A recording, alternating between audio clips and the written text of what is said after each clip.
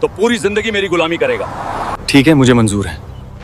मुंबई के मशहूर बिजनेसमैन और सिविल इंजीनियर राजेश मल्होत्रा अपनी luxury international car Mercedes Benz S class में बैठे एक जरूरी मीटिंग के लिए जा रहे थे।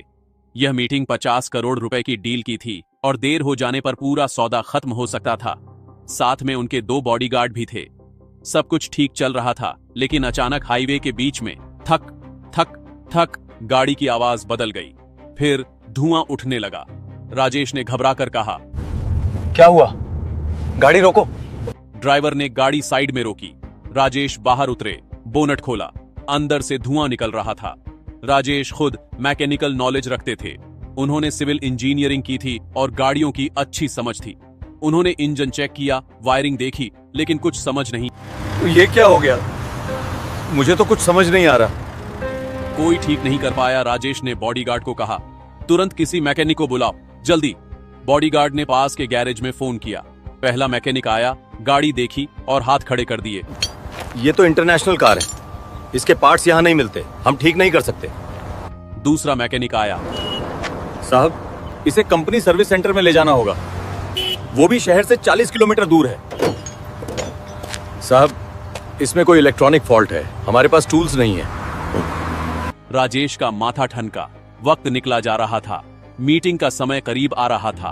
उन्होंने गुस्से में कहा, कोई तो है जो इस गाड़ी को ठीक कर सके, लेकिन कोई तैयार नहीं था। सबकी हंसी। तभी सड़क के किनारे से एक गरीब मैला कुचैला आदमी आया। फटे कपड़े, तेल से सने हाथ, चेहरे पर झुर्रियां। लोग उसे भिखारी समझते थे क्योंकि वो अक्सर सड़क पर ही रहता था। नाम था रमेश। रमेश ने धीरे से कहा, साहब, मैं यह गाड़ी ठीक कर सकता हूं। यह सुनते ही राजेश और उनके बॉडीगार्ड जोर जोर से हंसने लगे। आसपास खड़े लोग भी हंसने लगे। एक बॉडीगार्ड ने व्यंग्य से कहा, अरे भाई, बड़े बड़े मैकेनिक हार मान गए और तू कहां से आ गया? तू भिखारी है, गाड़ी क्या ठीक करेगा? दूसरे बॉडीगार्ड ने जोड़ा, साहब, इसे छूने भी मत दो। कहीं इसने गाड़ी छू ली और खराब हो गई तो पूरा नुकसान हो जाएगा। राजेश ने भी घमंड से कहा, देखो भाई, ये मर्सिडीज है, कोई साइकिल नहीं। इसे ठीक करने के लिए एक्सपर्ट्स चाहिए। तुम जाओ यहां से। लेकिन रमेश ने हार नहीं मानी। उसने फिर कहा, मैं जानता हूँ ये इंटरनेशनल गाड़ी है, लेकिन मुझे इसे ठीक करना आता है, बस एक मौका दीजिए। राजेश को अब गुस्सा आ गया, लेकिन वक्त निकला जा रहा था और कोई और विकल्प नहीं था। राजेश ने ओवर कॉन्फिडेंस में तंज कसते हुए कहा, ठीक है, अगर तुमने ये गाड़ी ठीक कर दी तो मैं अपनी जवान बेटी की शादी तुमसे कर दूंगा। ये सुनकर सब फिर से जोर जोर से हंसने लगे। भीड़ में से किसी ने मजाक में कहा, वाह साहब, अब तो मजा आएगा, अमीर की बेटी और गरीब भिखारी की शादी। राजेश को यकीन था कि रमेश गाड़ी ठीक नहीं कर पाएगा, इसीलिए उन्होंने यह बात बेझिझक कह दी। रमेश ने शांति से कहा, ठीक है साहब, मैं गाड़ी ठीक कर देता हूं। उसने अपना पुराना टूल बॉक्स खोला और काम शुरू कर दिया। रमेश ने बोनट पूरी तरह खोली, फिर एक एक करके इंजन के पार्ट्स चेक करने लगा। Spark plug, fuel injector, cooling system, wiring. आसपास खड़े लोग हंस रहे थे, लेकिन रमेश पूरी तरह फोकस था। करीब 20 मिनट बाद रमेश ने एक छोटा सा पार्ट निकाला, इंजन का एक सेंसर। साहब, यही पार्ट खराब है, ये बहुत रेयर पार्ट है, सिर्फ इंटरनेशनल में मिलता है। राजेश ने कहा, तो अब क्या करोगे? पार्ट तो नहीं है ना? रमेश मुस्कुराया, साहब, जुगाड़ आता है मुझे, मैं अभी आता हूं। वह भागकर पास के एक कबाड़ खाने में गया। वहां से एक पुरानी टूटी गाड़ी से एक मिलता जुलता पार्ट निकाला, उसे थोड़ा एडजस्ट किया और वापस आया। फिर उसने वो पार्ट गाड़ी में फिट किया, कुछ वायरिंग जोड़ी और कहा, साहब, स्टार्ट करके देखिए। राजेश ने शक से गाड़ी स्टार्ट की। वूम, गाड़ी बिल्कुल परफेक्ट चलने लगी। राजेश के होश उड़ गए। बॉडीगार्ड हैरान रह गए। भीड़ में सन्नाटा छा गया। गाड़ी के चलने की आवाज सुनते ही पूरी भीड़ में हलचल मच गई। लोग एक दूसरे को देखने लगे। राजेश मल्होत्रा खुद हैरान थे। जो काम बड़े बड़े मैकेनिक नहीं कर पाए, वो एक एक्सीलरेटर दबाया। गाड़ी बिल्कुल स्मूथ चल रही थी, कोई आवाज नहीं, कोई दिक्कत नहीं। बॉडीगार्ड चुपचाप खड़े रह गए। जिन्होंने रमेश का मजाक उड़ाया था, अब उनके मुंह बंद थे। तभी भीड़ में से एक आदमी ने जोर से चिल्लाकर कहा, अरे वाह, अब तो साहब की बेटी की शादी इस गरीब से होगी। आपने खुद कहा था ना, अगर गाड़ी ठीक हो गई तो शादी कर देंगे। यह सुनते ही पूरी भीड़ हंसने लगी। लोग तालियां बजाने लगे। हाँ, साहब ने वादा किया था, अब तो बड़ी दावत मिलेगी। अमीर की बेटी और गरीब भिखारी की शादी, वाह। राजेश का चेहरा लाल हो गया। उन्हें अपनी गलती का एहसास हुआ। उन्होंने ओवर कॉन्फिडेंस में ऐसी बात कह दी थी जो अब उनकी इज्जत के लिए खतरा बन गई थी। भीड़ में से एक युवक ने यह पूरा दृश्य अपने मोबाइल में रिकॉर्ड कर लिया था। कैसे राजेश ने रमेश का मजाक उड़ाया, कैसे उन्होंने शादी का वादा किया और कैसे रमेश ने गाड़ी ठीक कर दी। उसने तुरंत वो वीडियो इंस्टाग्राम, फेसबुक और ट्विटर पर डाल दिया। कैप्शन था, करोड़पति ने गरीब से कहा गाड़ी ठीक करो तो बेटी से शादी कर दूंगा। गरीब ने ठीक कर दी, अब देखो क्या होता है। वीडियो तेजी से वायरल होने लगा। कुछ ही घंटों में लाखों व्यूज आ गए। लोग कमेंट करने लगे, वाह, अब तो साहब को वादा पूरा करना ही पड़ेगा। यही तो असली टेस्ट है, अमीर अपना वादा पूरा करेगा या नहीं। गरीब को कम मत समझो, उसने साबित कर दिया। अगले दिन सुबह राजेश के घर के बाहर न्यूज चैनलों की भीड़ लग गई। कैमरे, माइक, रिपोर्टर्स सब उनसे सवाल पूछने के लिए तैयार खड़े थे। एक रिपोर्टर ने माइक आगे बढ़ाकर पूछा, राजेश जी, आपने सार्वजनिक रूप से वादा किया था कि अगर वो गरीब आदमी गाड़ी ठीक कर दे तो आप अपनी बेटी की शादी उससे कर देंगे। अब वो गाड़ी ठीक हो गई है, क्या आप अपना वादा पूरा करेंगे? दूसरे रिपोर्टर ने जोड़ा, सर, अगर आप अपना वादा नहीं निभाते तो इसका मतलब है कि अमीर लोग सिर्फ दिखावा करते हैं। क्या आप इसे साबित करना चाहते हैं? राजेश परेशान हो गए। उनकी इज्जत दांव पर थी। अगर वो वादा नहीं निभाते तो पूरा देश उन्हें झूठा कहेगा। पिता की इज्जत बचाने के लिए राजेश की बेटी अनन्या, 24 साल की, पढ़ी लिखी, खूबसूरत, उसने भी वो वायरल वीडियो देखा था। जब मीडिया का दबाव बढ़ने लगा तो अनन्या ने अपने पिता से बात की। पापा, आपने सबके सामने वादा किया था, अगर आप अब पीछे हटे तो हमारी फैमिली की इज्जत पे सवाल उठेगा। मुझे कोई दिक्कत नहीं है। राजेश ने हैरानी से पूछा, बेटा, तू क्या कह रही है? तू उस गरीब से शादी कर लेगी?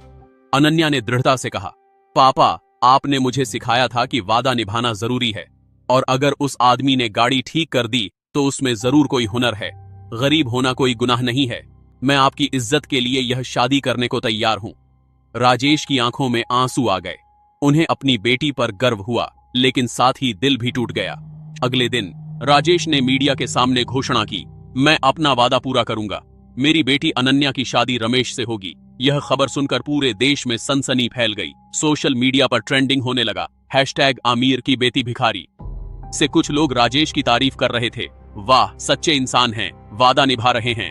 कुछ लोग तंज कस रहे थे, अरे मजबूरी है, मीडिया के दबाव में फंस गए।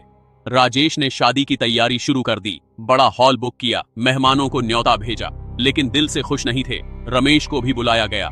उसे नए कपड़े दिए गए, साफ सुथरा किया गया, लेकिन रमेश के चेहरे पर कोई खुशी नहीं थी, बस एक अजीब सी शांति थी। शादी का दिन आ गया। बड़ा सा शादी हॉल, सैकड़ों मेहमान, मीडिया के कैमरे, सब तैयार था। अनन्या दुल्हन के कपड़ों में तैयार बैठी थी। उसके चेहरे पर हल्की मुस्कान थी, लेकिन आंखों में उदासी भी। रमेश दूल्हे के कपड़े पहनकर आया। अब वो भिखारी नहीं लग रहा था, साफ सुथरा, सभ्य। राजेश मंडप में बैठे थे, बेचैन। मेहमान फुसफुसा रहे थे, देखो कैसी अजीब शादी है, अमीर की बेटी और गरीब भिखारी। राजेश साहब को मजबूरी में करनी पड़ रही है। पंडित जी मंत्र पढ़ने लगे। शादी के रस्म शुरू होने वाले थे, लेकिन तभी रमेश खड़ा हो गया। उसने राजेश की तरफ देखा, फिर अनन्या की तरफ, और फिर धीरे से कहा, रुकिए। पूरा हॉल खामोश हो गया। सब हैरानी से रमेश को देखने लगे। रमेश ने कहा, मैं यह शादी नहीं करूंगा। राजेश चौंक गए। मेहमान सन्नाटे में आ गए। मीडिया के कैमरे रमेश पर फोकस हो गए। रमेश के मैं यह शादी नहीं करूंगा कहते ही पूरे हॉल में सन्नाटा छा गया। मेहमान एक दूसरे को देखने लगे। राजेश की आंखें फटी रह गईं।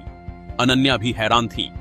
एक मेहमान ने फुसफुसाते हुए कहा, अरे ये क्या हो रहा है, अब ये क्यों मना कर रहा है? रमेश ने धीरे धीरे मंडप से उतरकर राजेश के सामने खड़े होकर कहा, राजेश साहब, मैं आपकी बेटी से शादी इसलिए नहीं कर रहा क्योंकि यह शादी सच्चे प्यार से नहीं बल्कि मजबूरी से हो रही है।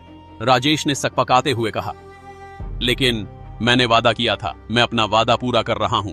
रमेश ने मुस्कुराते हुए कहा, साहब, मैं जानता हूं आप सिर्फ अपनी इज्जत बचाने के लिए यह शादी कर रहे हैं, लेकिन मैं इज्जत के लिए किसी की जिंदगी बर्बाद नहीं करना चाहता।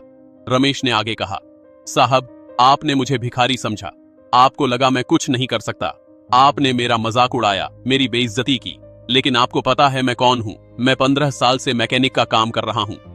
मेरे पिताजी भी एक गरीब मैकेनिक थे। उन्होंने कभी कोई बड़ी दुकान नहीं खोली, कभी अमीर नहीं बने, लेकिन उन्होंने मुझे एक चीज सिखाई, जुगाड़।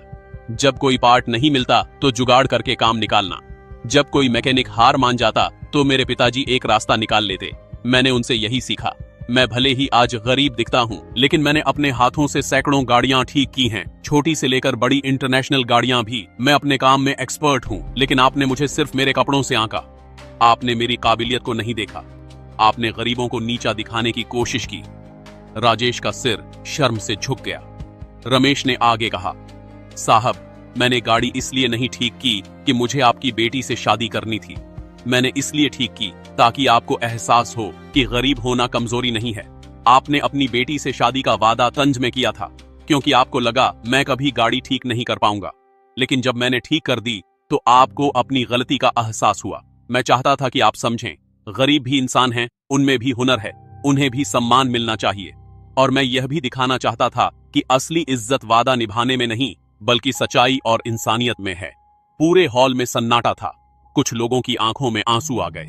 राजेश की आंखों से आंसू बहने लगे। वह धीरे धीरे रमेश के पैरों की तरफ झुके और रमेश के पैरों पर गिर गए। मुझे माफ कर दो, मैंने तुम्हारे साथ बहुत बुरा किया। मैंने तुम्हें सिर्फ तुम्हारे कपड़ों से आंका, तुम्हारी गरीबी से आंका। मैंने तुम्हारी काबिलियत को नहीं देखा। मैं खुद एक इंजीनियर हूं, फिर भी मैं गाड़ी ठीक नहीं कर पाया। लेकिन तुमने अपने हुनर से, अपने जुगाड़ से वो काम कर दिखाया जो मैं नहीं कर पाया। मैं अपने घमंड में इतना अंधा हो गया था कि मैं गरीबों को इंसान ही नहीं समझता था। आज तुमने मुझे बहुत बड़ा सबक सिखाया। रमेश ने राजेश को उठाया, उन्हें गले लगाया। साहब, मुझे आपसे कोई शिकायत नहीं है, बस यही चाहता था कि आपको अपनी गलती का एहसास हो, और आज हो गया। अनन्या भी आगे आई। उसने रमेश से कहा, रमेश जी, आपने मेरे पिता को बहुत बड़ा सबक सिखाया, और सच कहूं तो मुझे भी। मैं भी हमेशा अमीर दुनिया में रहती थी, मुझे भी गरीबों की असली कद्र नहीं थी। लेकिन आज आपने मुझे सिखाया कि इंसान की पहचान उसके कपड़ों से नहीं, उसके कर्मों से होती है। आप एक सच्चे इंसान हैं, मैं आपका सम्मान करती हूँ। रमेश ने मुस्कुराते हुए कहा, बेटी, तुम बहुत अच्छी हो। तुमने अपने पिता की इज्जत के लिए यह शादी करने को तैयार हो गई थी। यह तुम्हारी महानता है। भगवान तुम्हें खुश रखे। राजेश ने पूरे हॉल के सामने घोषणा की, आज से मैं वादा करता हूँ, मैं कभी किसी गरीब को उसके कपड़ों या हालात से नहीं आंकूंगा। मैं अपनी कंपनी में गरीब और हुनरमंद लोगों को नौकरी दूंगा। मैं उनकी काबिलियत को पहचानूंगा, उन्हें सम्मान दूंगा। और रमेश, मैं तुम्हारे लिए एक अच्छा गैरेज खोलवाऊंगा, जहां तुम अपने हुनर से लोगों की मदद कर सको। तुम्हें अब सड़क पर नहीं रहना पड़ेगा। रमेश की आंखों में खुशी के आंसू आ गए। उसने हाथ जोड़े। साहब, आपका बहुत बहुत धन्यवाद, लेकिन असली धन्यवाद तो भगवान का है, जिसने मुझे यह मौका दिया कि मैं आपको सच्चाई दिखा सकूं। पूरा हॉल तालियों से गूंज उठा। मीडिया ने यह पूरा दृश्य रिकॉर्ड किया। अगले दिन यह खबर पूरे देश में फैल गई। राजेश ने अपना वादा निभाया, रमेश के लिए एक अच्छा गैरेज खुलवाया, उसे सम्मान दिया, और राजेश ने सच में गरीबों को नौकरियां देना शुरू किया। रमेश आज एक सफल मैकेनिक है, लेकिन आज भी वो हर गरीब की मदद करता है और लोगों को सिखाता है, इंसान की पहचान उसके कपड़ों से नहीं, उसके हुनर से होती है। दोस्तों, यह कहानी यहीं खत्म होती है। एक गरीब मैकेनिक ने साबित कर दिया कि असली ताकत हुनर में है, दिखावे में नहीं। अगर इस कहानी ने आपको प्रेरित किया हो, अगर आपको लगता है कि किसी को भी उसके कपड़ों से नहीं आंकना चाहिए, अगर रमेश की सच्चाई और इंसानियत ने आपके दिल को छुआ, तो इस वीडियो को एक लाइक जरूर करें और कमेंट में लिखें, हुनर ही असली पहचान है। इस कहानी को अपने दोस्तों और परिवार के साथ शेयर करें, ताकि यह संदेश दूर तक पहुंचे कि गरीब होना कमजोरी नहीं है। और हाँ, ऐसी ही दिल को छू लेने वाली, प्रेरणादायक और इंसानियत सिखाने वाली कहानियों के लिए हमारे चैनल को सब्सक्राइब और फॉलो करना बिल्कुल मत भूलना। अगली कहानी में फिर मिलेंगे, एक नया सबक, एक नई प्रेरणा और एक नया जीवन का पाठ लेकर। तब तक के लिए मेहनत करते रहिए, हुनर बढ़ाते रहिए, इंसानियत बनाए रखिए। जय हिंद, जय हुनर, जय इंसानियत।